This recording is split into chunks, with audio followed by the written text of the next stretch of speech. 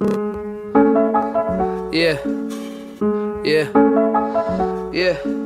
Rap Diablo, yeah, yeah. Being someone who's had crippling anxiety at times, I've had the option to sit in my pity party and think that pills are my only way out.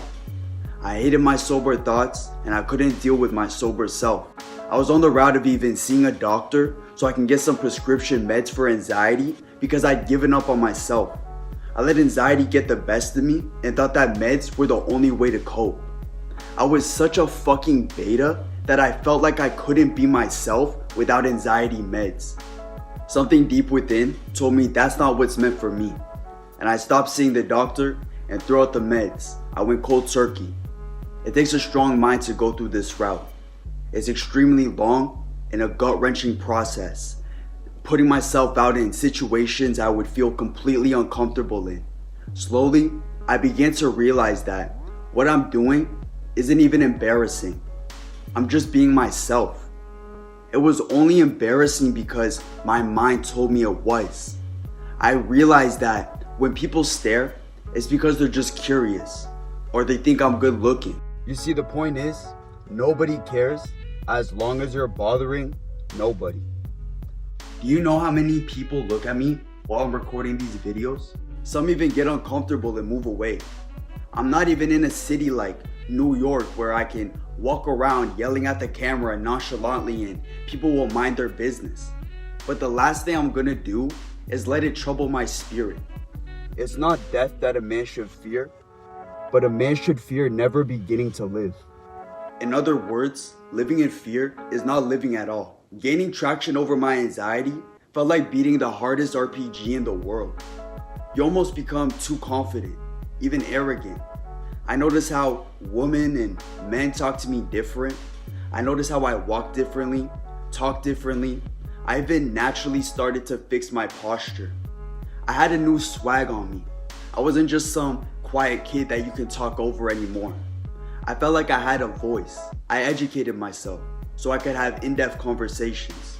I started working out and joined a boxing club so I could build discipline and let go of my stress.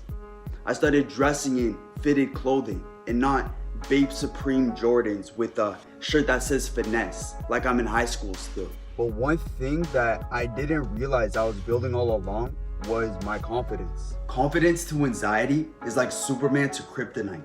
Through overcoming my biggest flaws and investing in my growth, little did I realize that I became more confident in myself, even coming across as arrogant at times. Truthfully, I didn't care. There's nothing wrong with a bit of arrogance. You just have to be able to back it up. When I have a day where I feel a lack of confidence, I'll have a nice shower, put some nice fresh clothes on. Shit makes me feel like gold. You have to learn to overcome and control these feelings, or else they'll control your life. R.I.P. Kevin Samuels. He inspired me to hold on to the phrase of being a CIA man, a confident, intelligent, and assertive man. We seem to forget that our favorite celebrity, actor, rapper, they've all suffered anxiety at a point of their life. It's a human instinct. If we had no anxiety, we'd be stupid and abandon common sense like looking both ways before crossing the street. Anxiety is supposed to be a good thing. Even our ancestors needed it when fighting saber-toothed tigers. However, we experience it at the most inconvenient times nowadays, and it can be a burden and even embarrassing. The key is to see the situation for what it is and learn how to suppress the emotion. But the biggest thing I learned about mental issues is that even if they never go away, you can always rise above by conditioning your mental and physical health.